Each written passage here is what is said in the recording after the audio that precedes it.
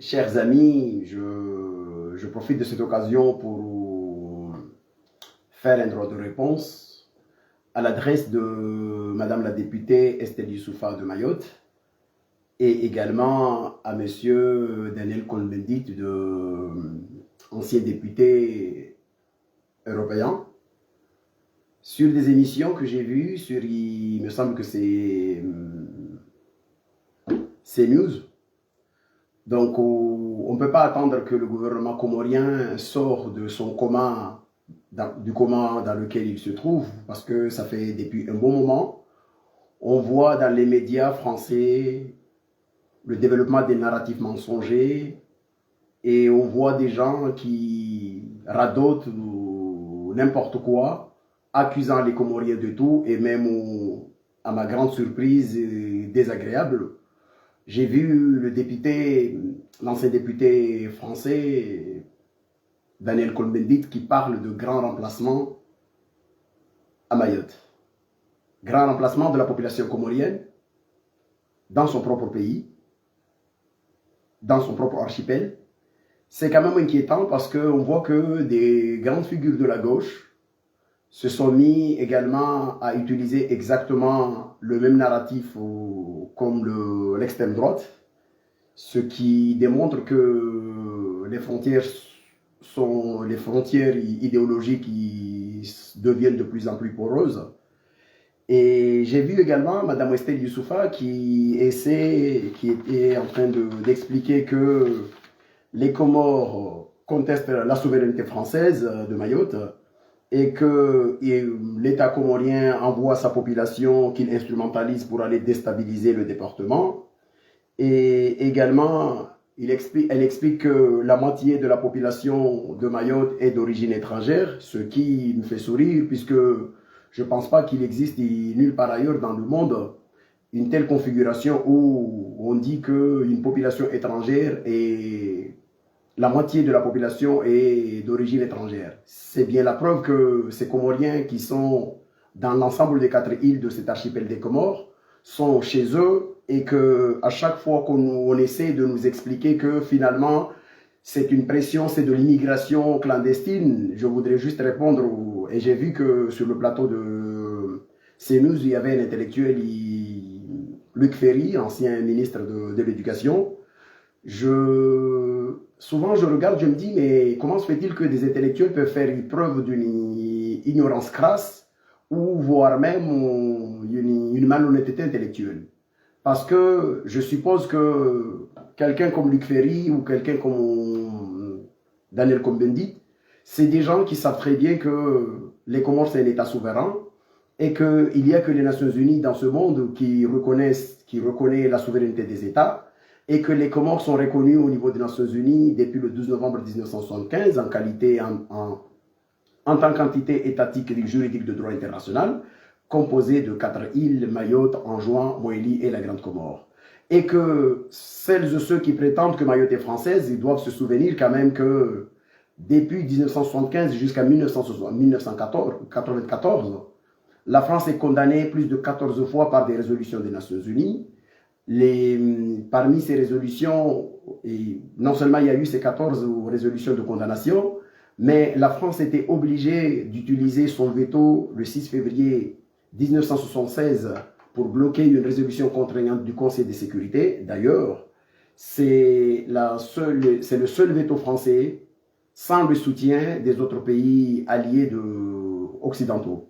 Donc, je voudrais, par cette occasion, répondre aux arguments contre arguments parce qu'on ne peut pas laisser ce narratif mensonger se balader comme ça parce que les médias français, qui le plus souvent s'érigent en donneurs de leçons à l'adresse des médias comme les médias russes, aujourd'hui ils se fourvoient dans un narratif mensonger parce que j'entends souvent, je n'ai jamais compris pourquoi aucun journaliste français ne rappelle sur les plateaux de télé qu'il y a quand même quelque chose qui gêne, puisque les Comores ne revendiquent pas, comme Mme Estelle le dit, parce que souvent, les médias français disent quoi? Ils disent que les Comores revendiquent Mayotte. Non, les Comores ne revendiquent pas Mayotte. Les Comores contestent une occupation illégale de son territoire souverain, d'une partie de son territoire souverain. Et ceux qui disent que Mayotte est française, on leur demande juste de nous dire quelle résolution des Nations Unies dit que Mayotte est française. Parce que nous, de l'autre côté des Comores, on peut citer une résolution, c'est la résolution 3385 du 12 novembre 1975, qui dit clairement que les Comores sont reconnus comme un État souverain composé de 4 îles, Mayotte, Anjouan, Moélie et la Grande Comore.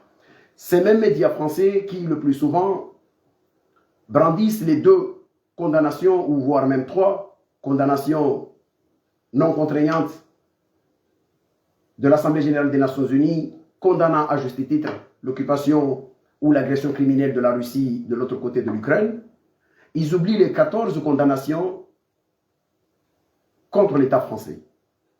C'est ce qui veut... Ça veut dire quoi? Ça veut dire tout simplement que les médias français sont malhonnêtes, les intellectuels français qui abordent ce sujet de Mayotte sont malhonnêtes, les élus, ce n'est pas nouveau, ils sont tous malhonnêtes sur ce sujet-là. Donc, je voudrais surtout rappeler à Mme Estelle Youssouffa que les Comores ne revendiquent pas, ne contestent pas une souveraineté française, puisque la souveraineté française n'existait pas sur cette île. C'est une occupation par la force, comme l'Ukraine est occupée par la force russe. Donc, l'État comorien ne revendique pas. Et deuxièmement, on essaie d'expliquer, Mme Estelle Youssouffa essaie d'expliquer que l'État comorien envoie sa population qu'il instrumentalise pour déstabiliser le département français. C'est quand même incohérent comme argument et c'est toujours facile de se balader comme ça, que Mme la députée peut le faire, puisque finalement elle n'accepte pas jamais le débat contradictoire. La preuve où son arme la plus favorite, c'est de bloquer les contradicteurs. J'en connais quelque chose, ça fait pratiquement 2 ans qu'elle m'a bloqué sur les réseaux sociaux parce qu'elle n'est pas capable d'argumenter ou d'aligner le moindre argument pour justifier quoi que ce soit. Je voudrais juste expliquer que la population comorienne n'est pas... On ne parle pas de migration clandestine des Comoriens à Mayotte. Et ce n'est pas parce qu'il y a de la population comorienne, il y a une partie de la population comorienne venue des autres îles qui se trouve à Mayotte qu'il s'agit d'une migration. Je dirais même qu'il s'agit plutôt d'un exode rural, puisque c'est un mouvement de population venu dans certains contraintes de notre pays et qui vont là où il y a des opportunités économiques. Et j'en veux pour preuve, et je voudrais qu'on m'explique, puisque souvent, il y a certains qui expliquent que si les Comoriens vont à Mayotte, c'est parce qu'ils vont chercher de la nationalité, ils vont essayer d'avoir, je ne sais pas, des papiers français, etc., etc. Alors qu'on m'explique comment on obtient la nationalité française à Moélie, puisqu'il y a une forte communauté anjouanaise à Moélie, comme il y a une forte communauté anjouanaise à Mayotte, et comme il y a une forte communauté anjouanaise à la Grande Comore. Nous sommes dans ces îles et il n'y a jamais eu de frontières. Dans ces îles, on navigue ou on visite les îles au gré des opportunités qui se présentent. Et d'ailleurs, l'histoire propre de Mme Estelle Youssouffa est un témoignage éloquent pour expliquer cette relation très lointaine entre ces îles. Je rappelle à Mme Estelle Youssouffa que son grand-père, Mzé Bachirou, qui est de la Grande Comore, a traversé cette mer pour y aller de l'autre côté de Mayotte et se marier avec une Mahoraise, et de cette union donna naissance à M. Youssouffa Bachirou, qui est son père. Donc, c'est une continuité de l'histoire, c'est une continuité de notre culture, de la culture de ces îles, que ça fonctionne comme ça. Donc, ce n'est pas parce qu'aujourd'hui on voit qu'il y a une population anjouanaise à Mayotte qu'il faut dire que finalement il y a une pression migratoire. Non. Vous allez à la Grande Comore, vous allez trouver qu'il y a une grande population d'Anjouans de l'autre côté de la Grande Comore, et il y en a aussi à Moélie. Je ne pense pas qu'à la Grande Comore, ils vont là-bas pour obtenir une nationalité française. Ils vont parce qu'il y a des opportunités économiques. Et d'ailleurs, les Mahorais eux-mêmes se sont battus comme des diables pour garder la capitale comorienne à Mayotte, pour la simple et unique raison, parce qu'à partir du moment où une capitale se déplace, ça veut dire qu'il y a des opportunités économiques qui se déplacent, qui vont quelque part ailleurs. C'est pour cela que vous verrez qu'un Anjouanais qui a la possibilité d'aller à la Grande Comore parce qu'il y a des opportunités économiques à saisir, et il y va. Et il peut y aller à Moélie, il peut y aller partout. Ils sont commerçants à Mayotte, comme ils sont certains. Parce que souvent, quand on nous parle de la population anjouanaise à Mayotte, on nous parle de cette population qui est dans des situations vulnérables, mais on ne nous parle pas de ceux qui détiennent une grande partie de l'économie intermédiaire à Mayotte, particulièrement les petits commerçants, ceux qui ont les magasins un peu ici et là. Donc, je rappelle aussi que si on nous dit, et oui, souvent on nous dit que cette population anjouanaise, cette population comorienne est poussée par le gouvernement comorien pour y aller à Mayotte et aller déstabiliser. C'est quand même, c'est comme si il y a dans la pensée des élus politiques français ou des intellectuels français malhonnêtes un esprit de, comment on appelle ça, un esprit de complot. Je voudrais leur demander une chose, si réellement l'État comorien voulait déstabiliser Mayotte, il faudra nous expliquer pourquoi l'État comorien collabore dans l'acceptation dans le fait que l'État comorien accepte les expulsés de Mayotte. Et je rappelle que l'État comorien reçoit des refoulés de Mayotte, plus de 23 000, parfois même jusqu'à 25 000 Comoriens ou n'importe quelle personne, puisque finalement, même les vérifications élémentaires ne se font pas à Mayotte quand il s'agit d'expulser vers les Comores. Et j'aimerais bien qu'on nous explique pourquoi on dit que l'État comorien fomente un complot contre l'État français pour la déstabilisation de ce qu'ils appellent département colonie, comme disait l'autre, qui déstabilise Mayotte, alors que le gouvernement comorien, particulièrement le gouvernement d'Azali, collabore en acceptant les refoulés de Mayotte jusqu'à 23 000, 25 000. Je rappelle que dans la France entière, on expulse 20 000 personnes, un peu partout dans le monde. De l'autre côté de Mayotte, vers Anjouan, c'est plus de 23 000. Ce qui veut dire que l'État comorien accepte d'absorber dans son territoire beaucoup plus que ce que la France expulse dans l'ensemble des pays du monde. Et malheureusement, les journalistes français, pourquoi on ne demande pas des explications? Pourquoi on ne déroule, comment on ne demande pas à celles et ceux qui radotent ces conneries d'argumenter ou d'expliquer le pourquoi du comment? Parce que si l'État comorien fomentait réellement un complot contre Mayotte, alors dans ce cas-là, expliquez-nous pourquoi il accepte de récupérer des personnes qui sont refoulées de l'autre côté. Il y a certainement une dose de lâcheté ou une grande lâcheté de la part d'Azali et ses consorts et sa clique vis-à-vis de cette question.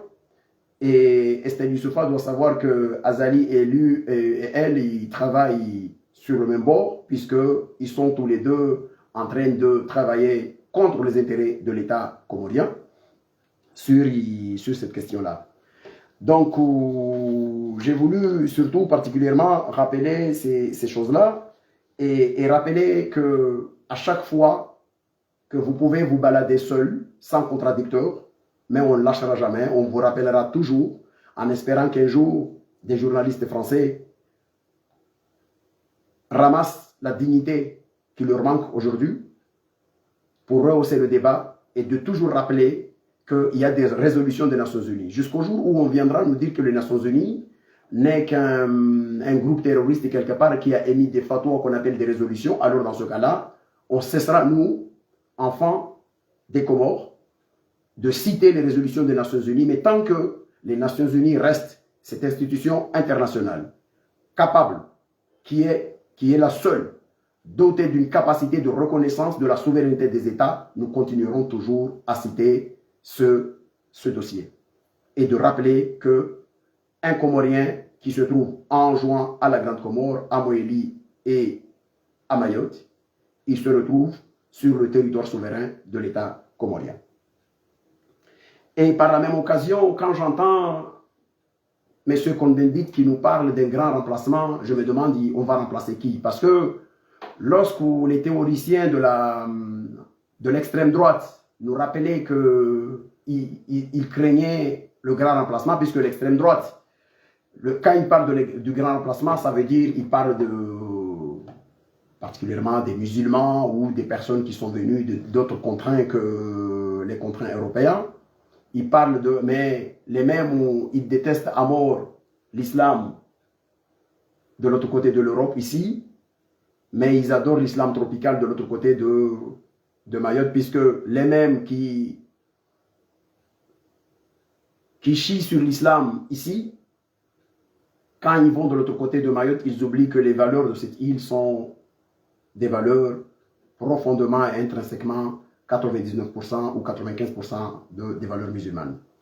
Nous ne cesserons jamais de récuser ou de répondre à vos mensonges, parce que si on ne répond pas, on finira par y faire comme en 1970, où il y avait des médias français qui expliquaient que finalement, si Mayotte tente de se séparer des Comores ou de l'archipel des Comores, parlait de lobby français, c'est tout simplement parce que Mayotte, à l'époque, ils disaient que Mayotte était peuplée à 97% par des musulmans, par des chrétiens, ce qui était une connerie sans nom, mais face à la connerie, à partir du moment où il n'y a pas, on n'a pas des gens en face qui donnent des arguments et qui contre ça, on finit par à force de radoter, on finit par imposer ce narratif mensonger comme une réalité, chose à laquelle nous, autres enfants comoriens, on ne laissera jamais les choses évoluer dans ce sens-là. Et quand on nous parle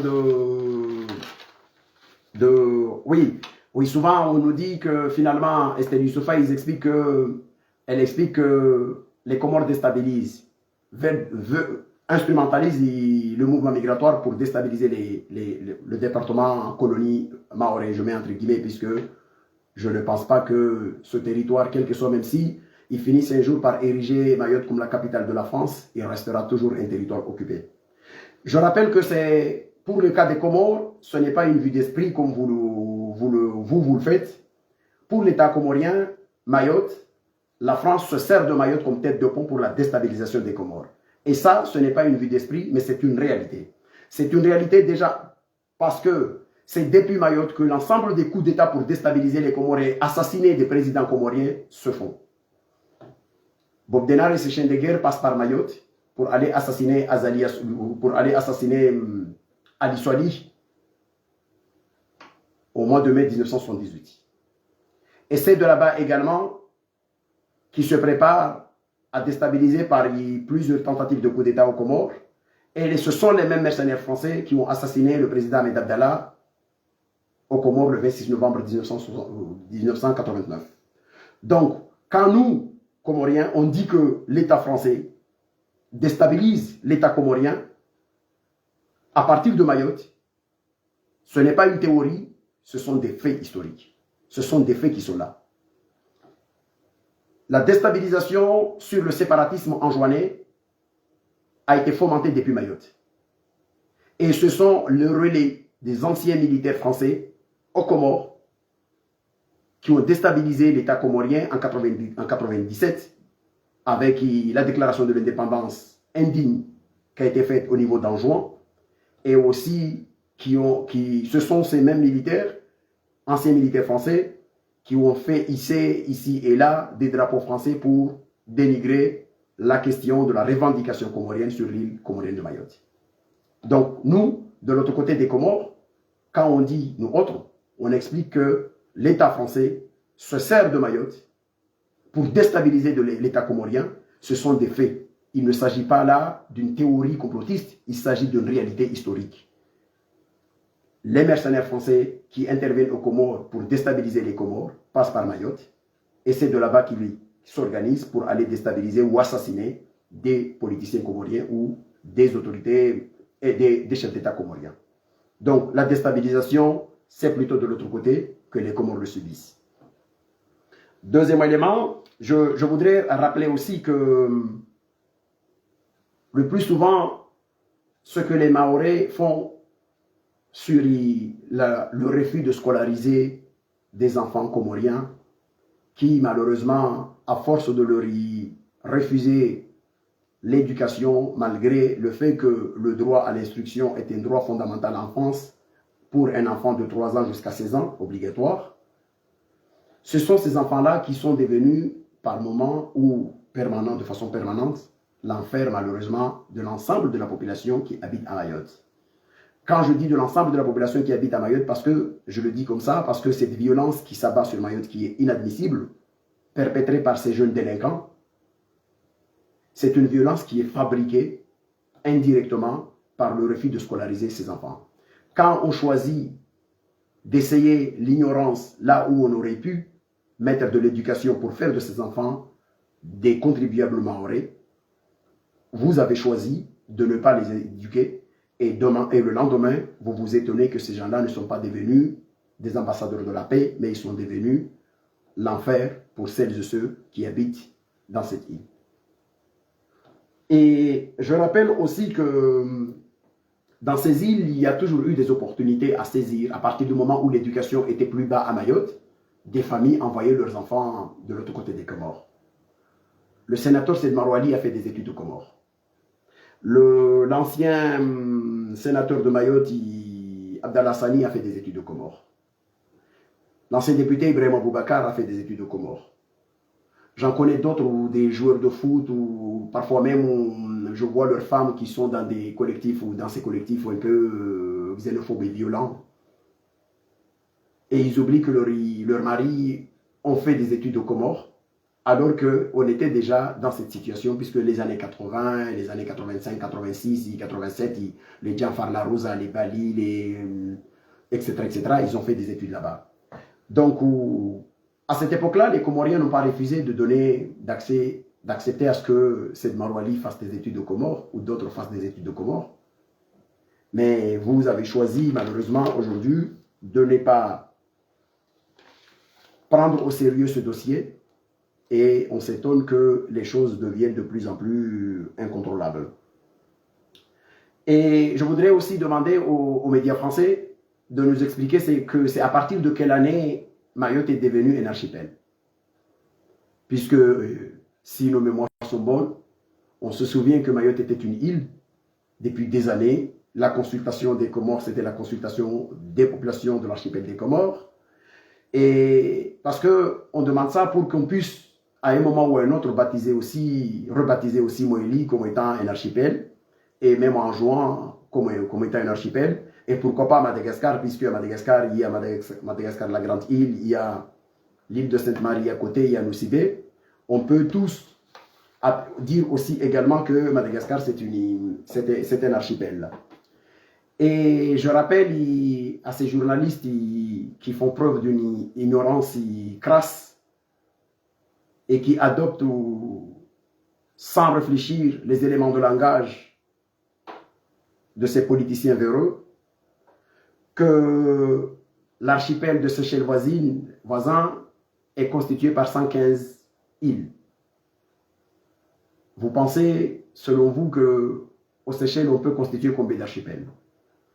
Si l'île d'Anjouan est plus proche de Mayotte, de l'ordre de, à vol d'oiseau, je dirais 70 km, et on fait 20 minutes de vol d'avion, je rappelle que de l'autre côté de Seychelles, il y a le groupe d'Alphonse qui est composé par Alphonse, Bijoutier et Saint-François. Par rapport à Mahé, c'est de l'ordre de 1 heure de temps de vol. 1 heure de temps de vol. Il y a même des îles qui se sont séparées des autres îles de l'archipel de Seychelles de 700 km. Je peux dire par exemple l'ensemble des îles qu'on appelle les îles Fakwar, par rapport à Mahé, ça fait 700 km.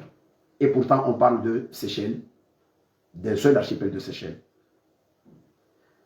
On peut regarder les Maldives d'à côté. Et si on regarde les Maldives ou les Philippines, c'est 7000 îles quand même. On a Maldives, il me semble que Maldives c'était 2000 ou quelque chose comme ça. Mais parfois, c'est indécent quand on entend des gens qui sont en train de théoriser des concepts creux, insignifiants, parfois même indignes et insultants par rapport à l'intelligence des hommes et des femmes qui se disent journalistes, qui adoptent des concepts qui n'ont aucune valeur académique, ou scientifique, parce que tout simplement, on veut essayer d'imposer un narratif différent de ce qu'on connaît depuis toujours, que l'archipel des Comores est composé de 4 îles, Mayotte, Anjouan, Moélie et la Grande Comore, et que l'État souverain des Comores est composé de 4 îles, Mayotte, Anjouan, Moélie et la Grande Comore, et que les Nations Unies ont reconnu les Comores le 12 novembre 1975 dans le cadre d'une résolution 3385 comme étant un État souverain, une entité juridique de droit international composée de 4 îles, Mayotte, Anjouan, Moélie et la Grande Comore.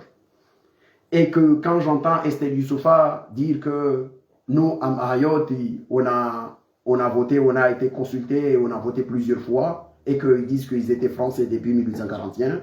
En 1841, ils n'étaient pas français, ils étaient une colonie, une abomination coloniale, comme l'ensemble des autres îles qui sont devenues une colonie avec un code de l'indigénat, avec de l'humiliation. Notre culture était réduite au sens du folklore, pendant qu'on veut nous imposer autre chose.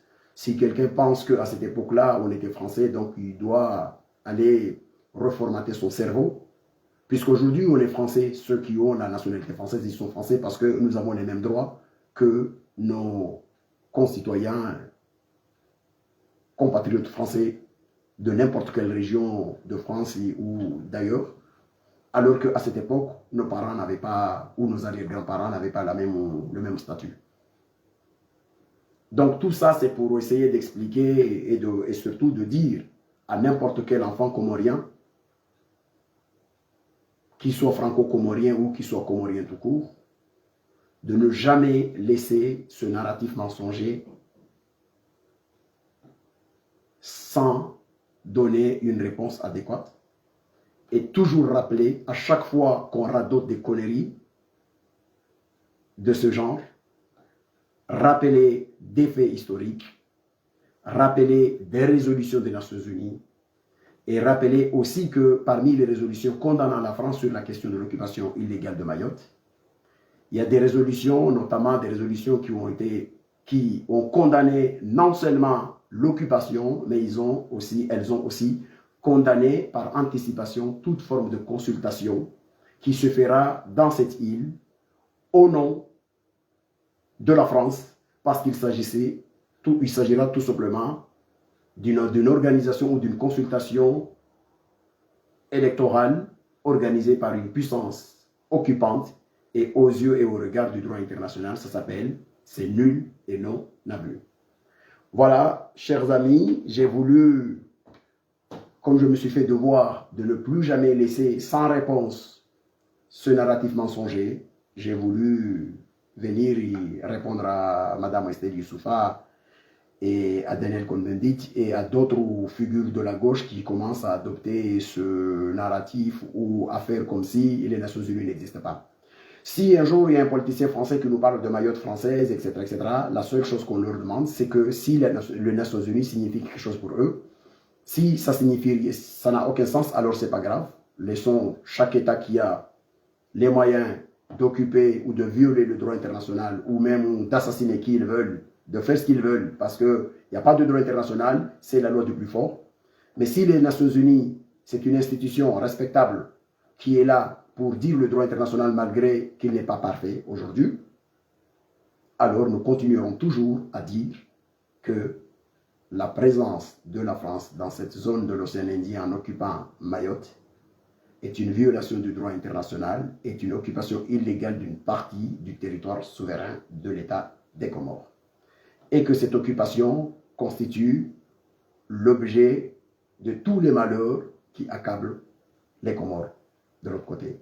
S'il y a une seule chose auquel je demanderai à celles et ceux de l'autre côté qui ont le courage d'accepter ou de réfléchir sur cette question, c'est que cette pression démographique venue des autres îles au gré des opportunités qui se trouvent à Mayotte, on est capable de trouver une solution malgré les différends diplomatiques qui existent.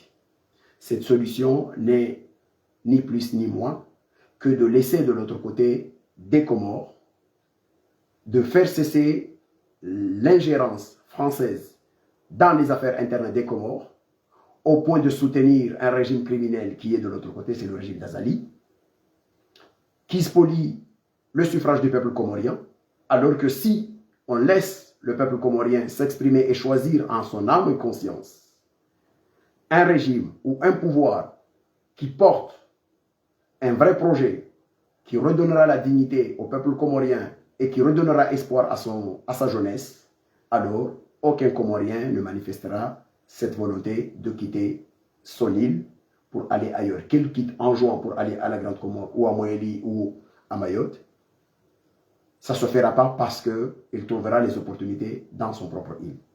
C'est ça surtout le plus important. Le plus important, c'est ça. C'est de faire en sorte que de l'autre côté des Comores, la France ne joue pas la carte de l'ingérence pour maintenir au mépris des valeurs qui caractérisent le gouvernement, l'État français et son histoire. Tout ça parce que la France de Macron veut maintenir un régime criminel, dictatorial, qui n'a aucune vision et qui ne donne aucun espoir au peuple comorien, et le lendemain venir dire aux Mahorais que finalement on a des difficultés à bloquer les mouvements, la pression migratoire ou la pression démographique qui vient des autres côtés, de l'autre côté des îles des Comores. Non. Si vous regardez, mes chers amis, mes chers frères, mes chères sœurs de l'autre côté de Mayotte, vous regardez les grands moments de l'histoire des mouvements migratoires de l'autre côté de Mayotte, retracés par l'INSEE, l'Institut des études économiques et statistiques de France, vous verrez qu'il y a 3 phases. Et l'une des phases où on a eu moins de pression migratoire ou de déplacement de population de l'autre côté d'Anjouan vers Mayotte, c'est de 2006 à 2011. C'était la période du gouvernement de Sambi. Ça, c'est le document de l'INSEE qui le dit. Pendant cette période-là, il y avait un espoir qui pointait de l'autre côté des Comores, et des gens y restaient aux Comores dans l'espoir de voir qu'ils peuvent construire l'avenir de l'autre côté. Il ne cessera jamais, à chaque fois qu'il y aura une difficulté dans ces îles, quand les Comores de l'autre côté et les autres îles de l'autre côté, tous, c'est Mayotte qui prendra malheureusement par le fait que c'est de là où c'est la zone la plus proche, mais c'est la zone à laquelle nous avons les mêmes familles. Et forcément, les personnes qui vont quitter l'enfer de l'autre côté du régime criminel d'Azali tenteront de se réfugier de l'autre côté de Mayotte. Ceux qui sont à Mayotte, les élus politiques, les intellectuels. J'ai vu que Mahmoudou Azar a esquissé un peu cet aspect dans son développement, dans la lettre qu'il a écrite aux élus, en essayant d'expliquer que la France a une stratégie que je qualifie d'une stratégie mortifère, qui consiste tout simplement à maintenir les Comores dans un état de paupérisation, en aidant un régime qui n'a pas de vision et surtout en faisant en sorte que de l'autre côté, ça n'avance pas, pour faire croire aux Mahorais que malgré qu'ils sont 7 fois plus pauvres que le français lambda de la métropole, ils sont mieux que de l'autre côté des Comores. Si ça satisfait les Mahorais de dire, bon, finalement, après tout, on peut être 1000 fois plus pauvre que le français d'en haut, mais tant qu'on sera mieux que le Comorien d'en face, ça nous va, alors c'est leur problème. Mais moi, je pense que être pauvre, ce n'est pas une fatalité. Dans cette zone-là, il y a Seychelles, il y a Maurice, qui sont dans cette zone et qui n'ont pas la même situation économique que celle des Comores ou même celle de Mayotte aujourd'hui. Bon les amis, je vous dis à bientôt, Inch'Allah, et ciao ciao.